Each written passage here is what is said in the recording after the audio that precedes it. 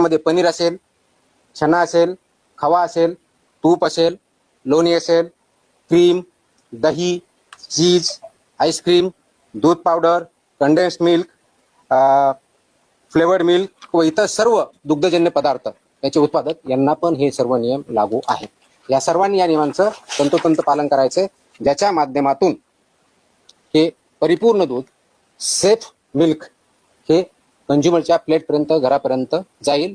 कोणत्याही प्रकारचे त्याच्यामध्ये अडल्टरेशन असणार नाही, कोणत्याही प्रकारचे त्याच्यामध्ये कंटॅमिनेशन असणार नाही, कोणत्याही प्रकारचे सबस्टँडर्ड मिल्क असणार नाही. म्हणजेच सेफ असेल, अनसेफ किंवा सबस्टँडर्ड किंवा मिसब्रँडेड अशा प्रकारचे मिल्क किंवा मिल्क प्रॉडक्ट्स हे कंझ्युमरपर्यंत आपल्याला देता येणार नाही, विकता येणार नाही किंवा प्रक्रिया करता येणार नाही. यासाठी हे नियम लागू आहेत. शीतकरण करणे, कोल्ड करणे, प्रक्रिया प्रोसेसिंग करणे, पॅकिंग, साठवणूक करणे यासाठीचं स्पष्टपणे त्याचे एरिया दाखवला पाहिजे. एखादी डेअरी आहे किंवा प्रोसेसिंग प्लांट आहे, या ठिकाणी असे वेगवेगळे एरिया आहेत, ते डिमार्केट केले पाहिजेत, लेबल केले पाहिजे, त्या ठिकाणी तेच काम करता आलं पाहिजे.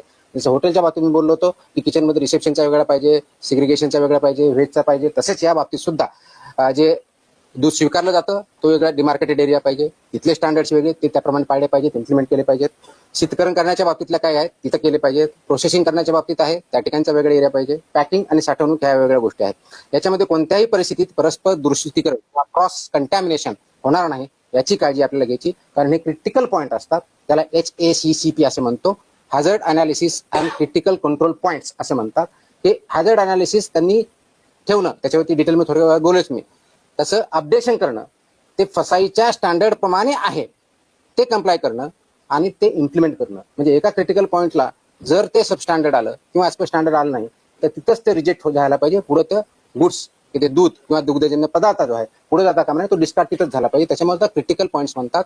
त्याच्यामुळे क्रिटिकल कंट्रोल पॉईंट असं नाव दिलेलं आहे. क्रिटिकल तिथं बघायचंय, ते स्टँडर्डला असेल तर तो प्रोसेस होईल, अन्यथा तिथंच तो रिजेक्ट होईल. ही प्रोसेस इम्प्लिमेंट करणं गरजेचं आहे. ही जर इम्प्लिमेंट केलं तर खूप मोठ्या प्रमाणात क्वालिटेटिव्ह फरक पडू शकतो. ते इम्प्लिमेंट करणं गरजेचं आहे.